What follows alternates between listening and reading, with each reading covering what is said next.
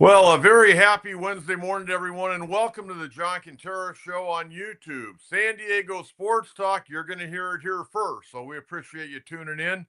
And again, the finest San Diego Sports Talk out there, the John Quintero Show, Monday, Wednesday, and Fridays at 9:30. Hope everyone having a good week to this point. We got a lot to cover today. We've got one guest, National Baseball writer Scott Miller. We're going to talk about all the postseason awards that are going to start coming down the pike on Monday.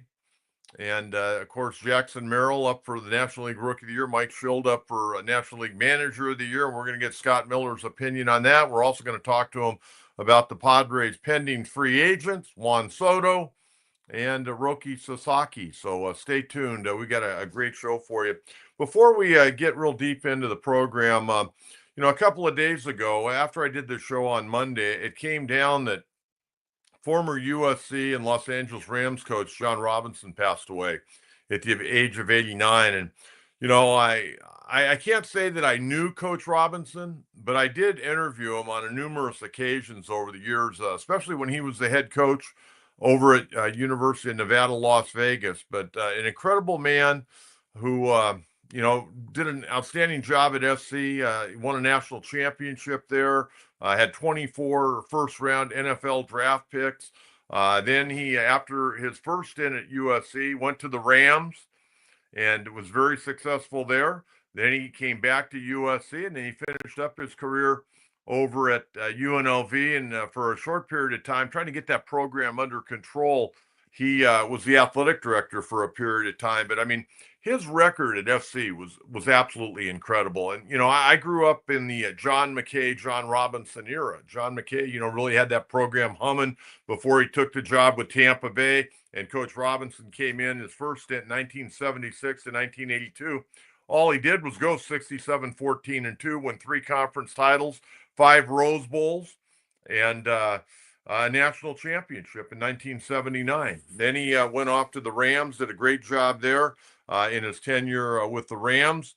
Got him to the playoffs, got him to a couple of NFC championship games, came up a little bit short, but overall, I'd say it was very much a success. Then he came back to SC, and the second time around wasn't like it was the first time, but still had success 37-21-2, won a conference title. His overall record at SC was 104-35-4, conference record of 63-23-3, 4 conference titles, 7-1 in bowl games, and 4-0 in Rose Bowls.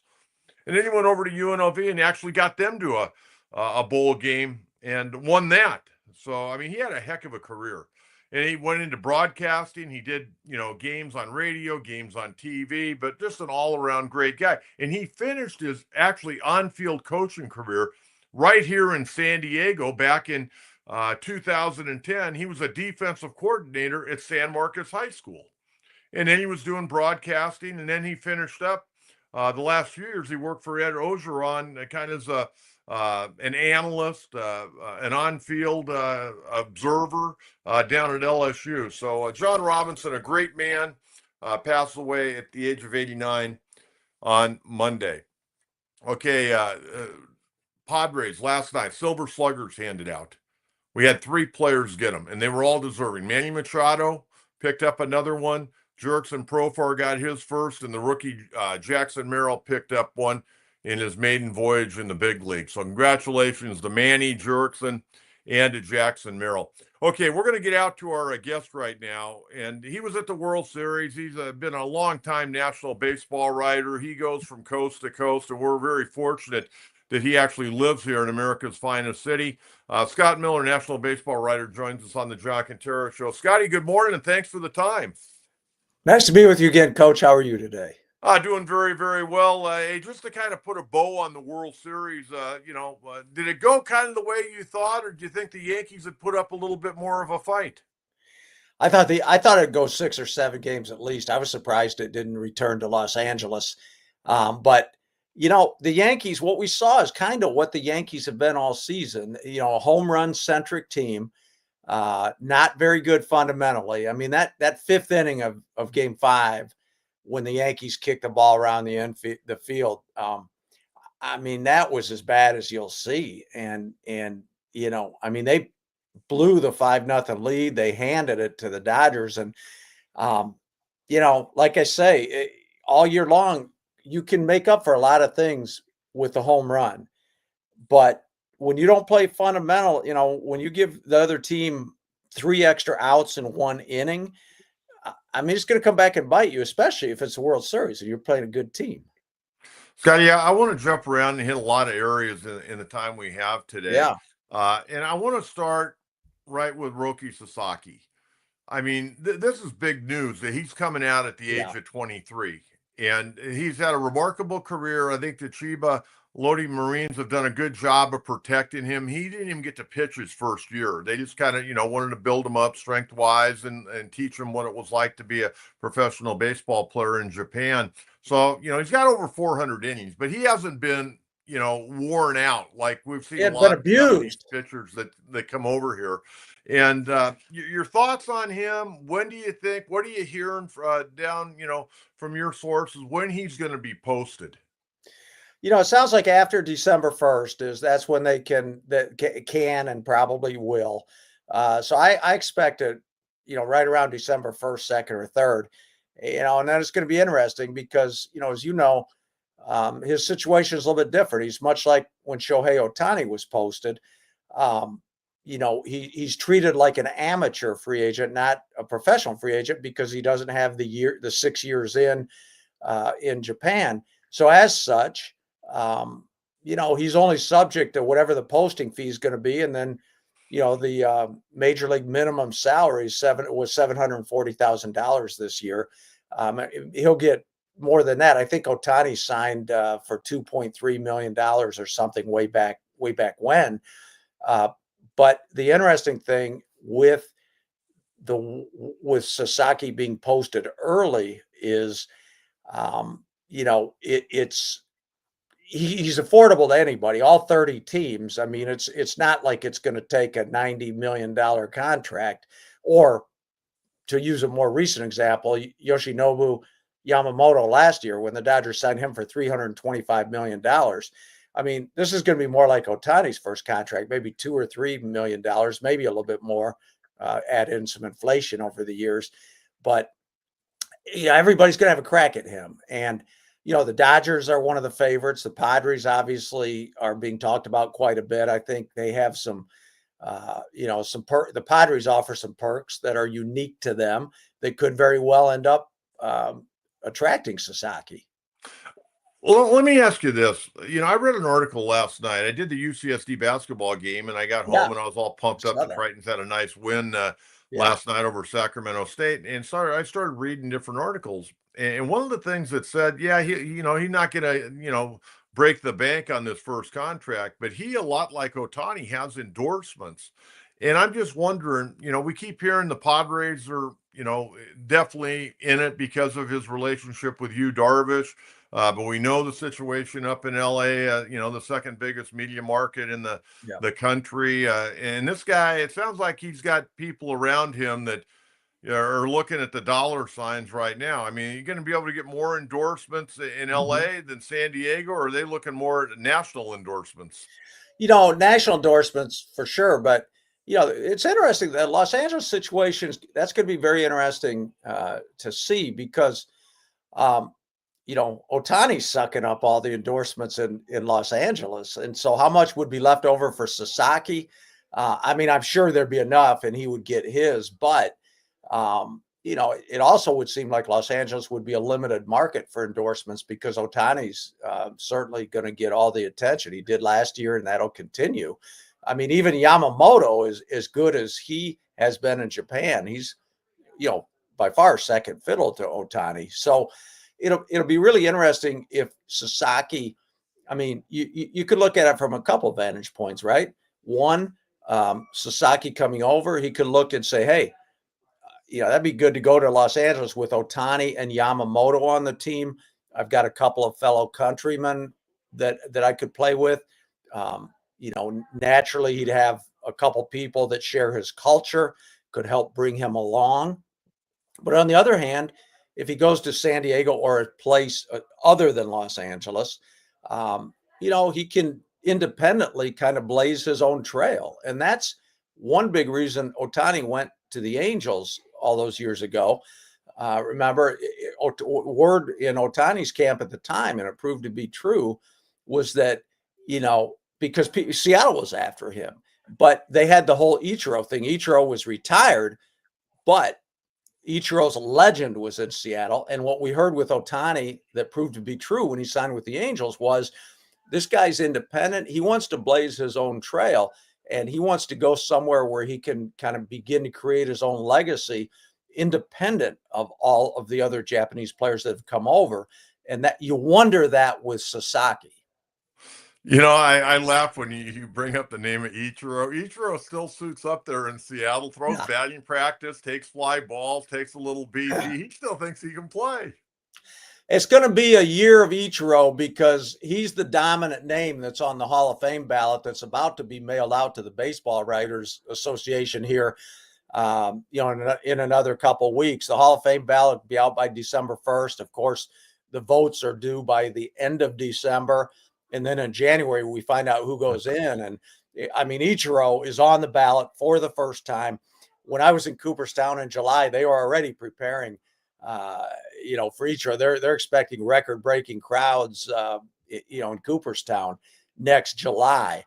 So yeah, Ichiro, he still suits up in Seattle. He probably could play. There'd probably be a place for him in the majors on some team where he could probably still do it. But we're about to enter the year of Ichiro, which will make it very interesting. I mean, Ohtani, if he comes back to pitch next year as he should, Sasaki coming over, Yamamoto doing what he started to do in Los Angeles this year, Ichiro is going into the Hall of Fame next year.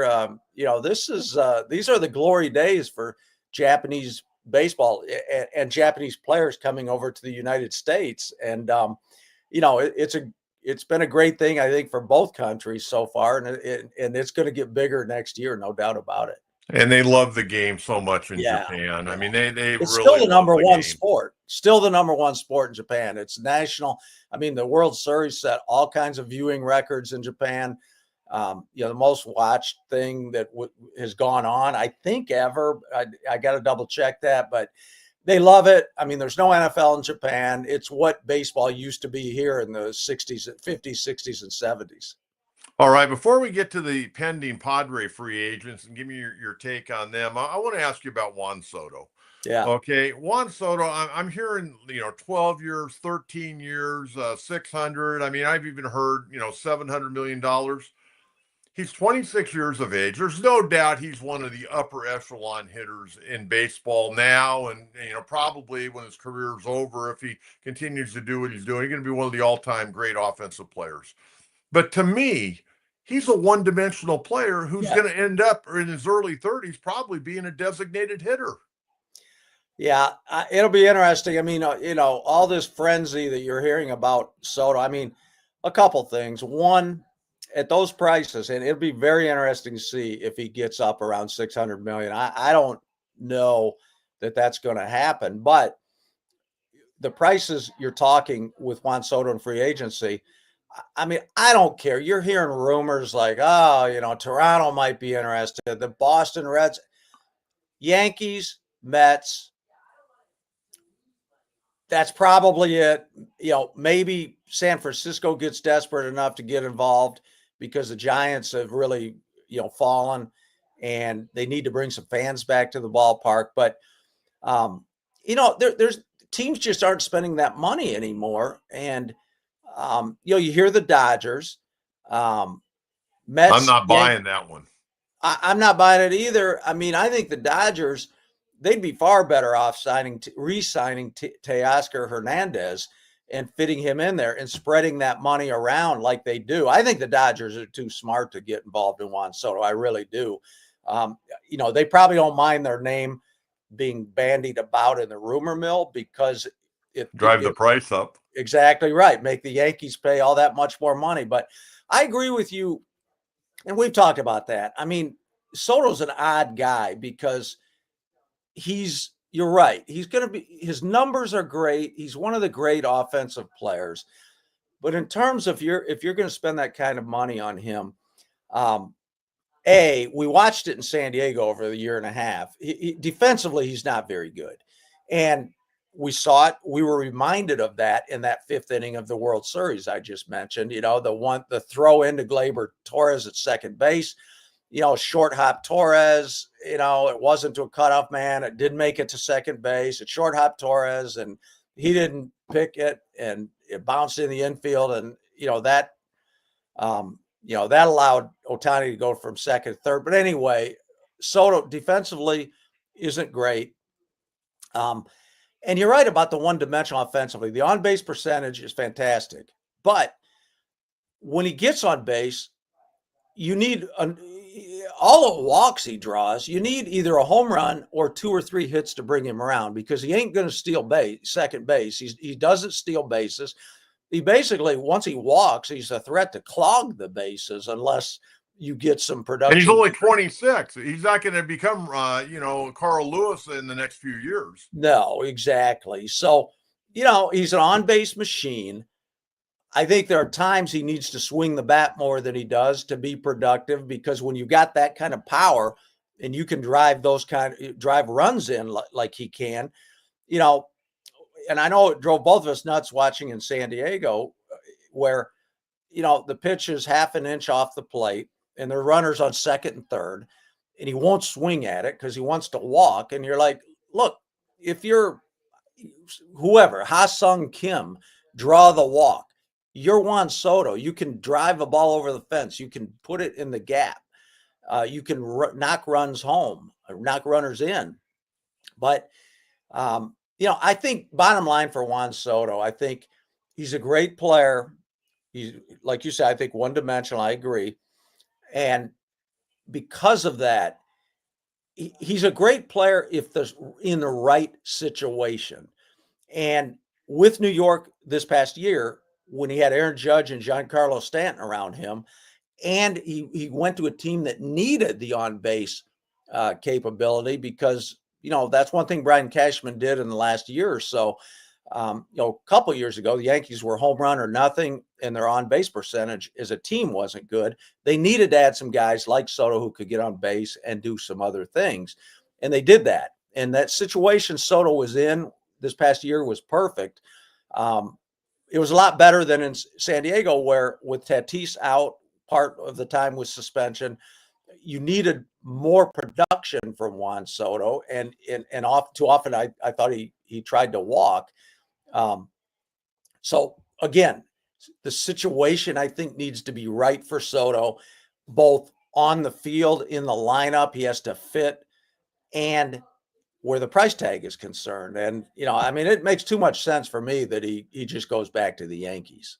Yeah, I would agree with you on that. Let's talk a little bit about the Padre free agents. Ha-Sung Kim, it sounds like the Giants are very interested in him. Jurickson Profar, the numbers I'm hearing on Profar for me would be a little bit too high to bring him back here. I've heard somewhere in the neighborhood of $12 to $16 million a year. I think that's too much for Profar. I mean, he had a great year, a career year. He won a Silver Slugger, made an All-Star team, did a great job. But he's 32, and the Padres have all these long-term contracts. I don't think you can afford, with the other needs of this ball club, I don't think you can afford to give him $12 to $16 million on a 2 or 3 year contract. Yeah, that's a tough one. I mean, the other thing he brought is, he's so popular in the clubhouse. He's one of those as the modern. He's an energy guy. He's an energy guy. And in the modern parlance, he's a glue guy. He brings the clubhouse together. He's an energy guy. As you said, he's 32, and his production. I don't want to sound like I'm knocking him, because he was if he wasn't the Padres' most valuable player this past year. I think we all like him. Yeah, he's a 245 career hitter who hit 280 at 31 years of age. And what I was going to say is, in the second half of the season, his production declined as well. I mean, he certainly, no doubt, in the first, before the All-Star break, he kept the Padres afloat. He saved them. He did, no doubt about it. And I think we're all really happy to see him get the All-Star game starting nod, because he's such a good guy. He deserves it. But, I agree that his production slipped after the All-Star game. And you also have to look at him, as you said, he's 32, and you look at his track record. And again, no knock, but you have to look at, was this the was this a career year for him? And I think the odds are yes. Can he duplicate this again? Hey, more power to him if he can, and we all like him. We all Well, hope if he he signs can. with the Padres, I hope he can. Right. But exactly. But realistically, when you look at his track record, you look at his age, and you ask yourself, is this the Jurickson profile going forward? You probably have to say, no, you expect him to regress, his numbers and his game to regress from where it was last year, especially at 32 years of age. And then going forward, if you sign him for 2 or 3 years, 32, 33, 34. All right, give me your take. I mentioned Hassan Kim, and I got to Profar. Your thoughts on Hassan Kim? What's the market for him? Willie Adames probably considered the best guy out there at Yeah. the shortstop position. With his bat and his glove, and everything he brings. And he's another guy that I think is pretty well liked in the clubhouse Yeah. and in organizations. But it sounds like Hassan Kim. A lot of people seem to think he may be going up there and be reunited with Bob Melvin and Jung Hoo Lee. Yeah, yeah. Kim he's kind of like what we just talked about with Profar, right? He's an energy guy. He's a glue guy in the clubhouse. People like him. He's so popular. But yeah, he'd be a great fit with the Giants. He flourished under Bob Melvin as a manager, and with Lee, and already on that roster. I think the Padres, they might have caught a break actually with Kim, with the injury, and with him having a bad year this past year until he was hurt, or at least a down year. Because I thought Kim speaking of career years, like we just discussed with Profar, I thought 2 years ago might have been a career year for Kim, and he developed into such a popular guy in San Diego, and the had he duplicated what he did 2 years ago this past year, there'd be a lot of public pressure to re-sign him, and it'd be like, you got to have this guy. And I thought the Padres might have been tempted maybe to overpay him going forward. But I think the disappointing year he had this past year, especially defensively, he made some errors that I thought, wow, for a goal, 2 years ago, he was so good. He was Gold Glover. He wasn't the same. He wasn't. And I wondered, watching him coach, if the impending free agency had gotten into his head a little bit. Like, now he looked to me like he was playing for a contract, like we sometimes see in guys who maybe aren't completely established in the majors and they're heading to their free agent year. And, I thought watching him, even before he got hurt with the season-ending injury last year, as we watched him, you're right, he wasn't the same player. And I thought, I would not re-sign this guy at big money. And, so I think it's one of those things. Kim and the Padres had a nice time together. I think it was great while it lasted, but I think he'll move on. And you do hear a lot of talk about the Giants. I think that'd be a good spot. Okay, I want to get to the postseason awards here in a minute, but I do want to ask you about two Padre players. I would think Tanner Scott's as good as gone. He played himself into a very nice contract, I think. Yeah, I agree with you there. And, as we know, the game's changed to the degree where, you old time guys like you and I bemoan the fact that starting pitchers don't go more than 5 innings so many times anymore. And the game's changed where there's an emphasis on bullpens. Games are won and lost now in the bullpens, and those arms, especially those successful arms, are more highly desired today than I think ever. And the way Tanner Scott pitched last year, I think he played himself into a very nice contract, and I would think that he'll get it elsewhere. And Tanner Scott's a good guy. The other guy that I really loved, and I was excited. I don't know why I get excited about backup catchers, okay? But when Kyle Higashioka was thrown into that deal with, Yeah. when Juan Soto went to New York and Higashioka was coming out west, I would have thought it was pretty cool. I mean, I've always kind of liked him. There were times when he was with the Yankees and got playing time, and he'd come up with some big hits. And he was the longest tenured guy in the entire Yankee organization when they traded him to San Diego. He ended up, having to catch a lot more than you ever anticipated. He hit 17 home runs, 7 more than his career high. He had 3 years with the Yankees where he hit 10. 35 years of age, made a little over 2 million last year. And now I'm hearing out on the market, and I'm not buying it, but they're saying he could get a 2-year deal for $15 million. I mean, is he going to get like a almost a $5 million raise and get up to 7.5 this year? What's going to happen with Higashioka? I would say if that offer's out there, he better jump on it in a heartbeat. Yeah, at his age, it's hard to believe that teams will go that high again, especially because we talked about the last couple of years. The free agent market's been a little bit depressed, and I do think the failing local TV contracts play into a lot of it. I mean, that's the other thing looming over this market, right? The Padres were just the first team to have their local regional television network go bankrupt, and then MLB take it over, and then the Padres aren't getting the money that the original contract called for. You look around the league, whether it's Minnesota, Texas, Cleveland, there are all kinds of teams that are in a bit of uncertainty right now with the local television deals, and that's where all the free agent money comes from, and that's why the last year or two things have been depressed, and that question still looms over teams and the game this winter. They're just not. There's a lot of uncertainty out there. So anyway, that's kind of a long answer toward Higashioka, where the money isn't just being thrown around like crazy. And I find it hard to believe as good a year as he had. And it was fun watching him exceed every expectation. But I find it hard to believe that there's going to be 2 years, $15 or $16 million for Higashioka in this market, but we'll see. All right, a lot of the postseason awards are going to be the major ones are coming down on Monday, starting with the National League and American League Rookie of the Year. Tuesday will be the National League Manager and American League Manager of the Year, and the Padres have a guy up best I think season ever for a Padre rookie. I mean, you go back to Kevin McReynolds, Benito Santiago, even Tony Gwynn. I mean, Jackson Merrill, I think, has to be the odds-on guy. He's won a lot of these other Rookie of the Year awards.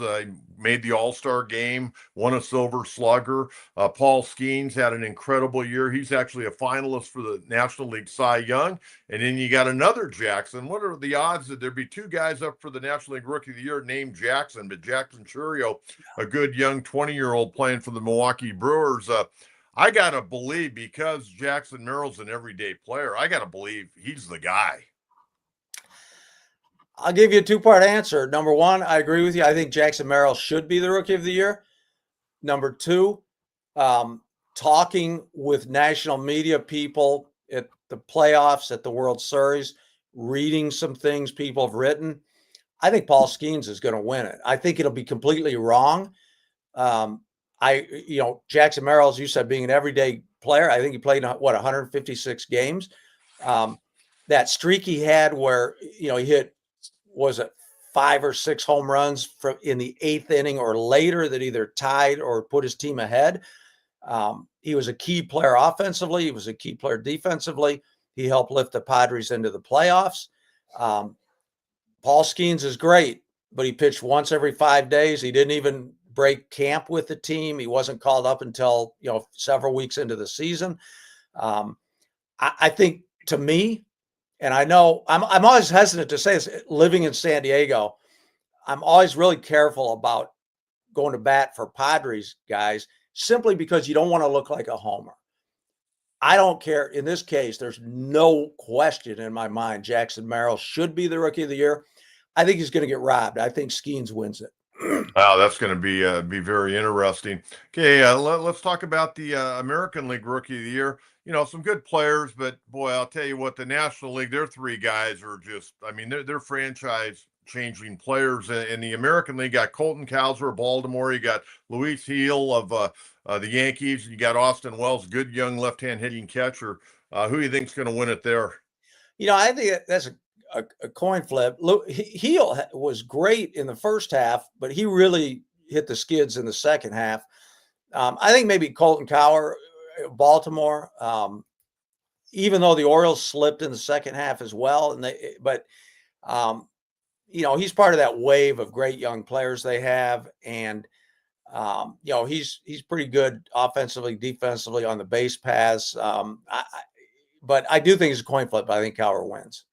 All right, let's talk about the National League Manager of the Year, and that's going to be announced on Tuesday, the 19th. You got Mike Schilt, did a great job here in San Diego. You got a former interim skipper with the Padres, Pat Murphy, who won a division title in the National League Central with the Brew Crew, and Carlos Mendoza with the New York Mets. Now, you were up there. You were around this guy. I was so impressed by this guy. I think this guy's got a chance to be an outstanding major league manager. Not that the other guys aren't, but I was really impressed with Mendoza. Yeah, I agree. Especially, they brought him in to replace Buck Showalter, who's a really good manager and knows so much about the game. And Mendoza, the way he handled the transition, the way he handled the season, the way the Mets came back and won a wild card spot. Yeah, Mendoza is a special manager. It's hard to say who's going to win. Part of me thinks Mendoza, because of not only what a good job he did, but also because of the whole New York thing. If you do it in New York, there's that publicity and that East Coast media bias kind of thing. Part of me thinks Pat Murphy's going to win because, the Brewers, they traded Corbin Burns, their ace, to Baltimore last winter. Craig Counsell left. The Brewers' expectations were lower for the Brewers, and Murphy did a wonderful job, and they won the division. So part of me thinks he may win. Obviously Mike Schilt, really good job as well. I'll tell you though, one thing aside from who's going to win, I thought one thing that stands out to me here. Dave Roberts, Dodgers, doesn't even make the top three after the job he did after the injuries. Navigating that team. You lose Mookie Betts for 2 months, 3 months to a broken hand. Kershaw's not what he was. He's out. He gets hurt at an inopportune time. They lose Tyler Glass now. There would be ace down the stretch. Roberts did a fantastic job. And to not even finish in the top three, that's one egregious robbery to me. Okay, we got about 5 minutes left here. I want to roll through some of these others. AL Manager of the Year, old buddy from San Diego here, AJ Hinch with Detroit, Matt Quattaro with the Royals, and Stephen Vogt, Cleveland. I think all three of those guys did a great job, but I think Stephen Vogt might win this. Yeah, part of me says what the Tigers did was amazing, and AJ Hinch should win. But here's something. I think it's important to remember the expanded playoffs field, where now 6 teams in the league out of 15 get in, just under 50%. So while Hinch did a wonderful job and the Tigers were a fantastic story, Cleveland still won the division. Cleveland still dominated this summer. Stephen Vogt, replacing Terry Francona, did a wonderful job. I think Vogt should win it. All right, let's go to National League Cy Young. That's going to be given out on the 20th, so that'll be next Wednesday. You got Chris Sale, Paul Skeens, Zach Wheeler. I think Sale, even though he didn't pitch the last week or so, his numbers were just ridiculous. 18-3, 3.04, 225 punch outs, and 177 and 2/3, and a whip of 1.01. Zach Wheeler was great. Skeens was great, but I think this is Chris Sale's award. Yeah, I think no question. I agree. I think, Sale's going to win it. I think it's not even going to be close, and I don't think it should be. In the American League, you got Emmanuel Clase, and good thing they took this vote before the playoffs started, because he had a rough go, but he only gave up 5 earned runs the entire year in Yeah. 74 outings. They ended up with 47 saves. Our old buddy Seth Lugo went 16-9 with a 3 even ERA. I'm a big fan of Seth Lugo. He really loves the game of baseball. But I think the Detroit Tiger left-hander Tarek Skubal going to walk away with this, I would think, pretty easy. Yeah, it may be unanimous, and that's a pretty rare thing, but Skubal's the guy by far. No question about it. You're right about Clase. I felt so bad for him in October because he had, I mean, going into the playoffs, a couple of people asked me about him. And I said, you know what? I'm not comparing him to Mariano Rivera because Rivera did it for so long and he was so dominant. But I said, Clase is this year's Mariano Rivera. For 1 year, he's that dominant. He's done he just mows through hitters. Then October comes and it shows you how unforgiving October can be when he just melted down multiple times. So I felt bad for him because that's the impression people are left with Clase. And he deserved from this year so much better than that. But yes, Skubal, I think, will be unanimous. I mean, he's been remarkable. And that kid's got an incredible future. Yeah, 18-4 and a 2.39 and a 0.92 whip, 228 punch-outs, 192 innings. Okay, NL MVP, Ohtani's going to win it, but Yeah. Francisco Lindor, Ketel Marte both had outstanding years. But this is going to be a walkaway, I would think, for Ohtani. Yeah, and I'd had Marcelo Ozuna for a while was in that conversation as well, and then toward the end he kind of tapered off. But Lindor made the late charge. And then the last week or 10 days of the season, he hurt his back and he missed a couple games and he cooled off some, but it was always Ohtani's award to win and he's going to win it. And the amazing thing with Ohtani, I think it's going to be his third MVP award. And it doesn't matter what expectations you set on Ohtani. It doesn't matter how high the bar. The amazing thing to me, he continues to exceed everything. It's not that he lives up to the high expectations. He continues to go beyond, like this year, stealing 59 bases in addition to hitting 54 home runs. That's where you just tip your cap and you marvel at Ohtani because, like I say, I mean, he consistently exceeds expectations. And we're talking like some of the highest expectations in history. Scotty, the American League MVP, I think everybody assumes Aaron Judge, but his teammate Juan Soto in the running. Do they split votes and Bobby Witt Jr. Kansas City wins it? Because Bobby Witt Jr.'s got a legit claim to this award. Yeah. This guy had an incredible year on offense, defense, just a great all-around player. Yeah, no doubt about it. If Bobby Witt Jr. wins the award, it'll be an upset, but it won't be like, oh my God, Soto and Judge were robbed because he has a strong case himself. I don't think they split the votes. I think Judge wins it. I think the MVP awards end up predictable. I think Judge wins the AL, Ohtani the NL, and they're two of the greatest stars in the game. And to me, for 2024, that's probably how it should go. All right, Scotty. Hey, thank you so much. And next time we get on, we're going to talk about that book, and we're going to get you on here real soon. We're going to talk about the book because they can start pre-ordering the book. That's going to come out in April.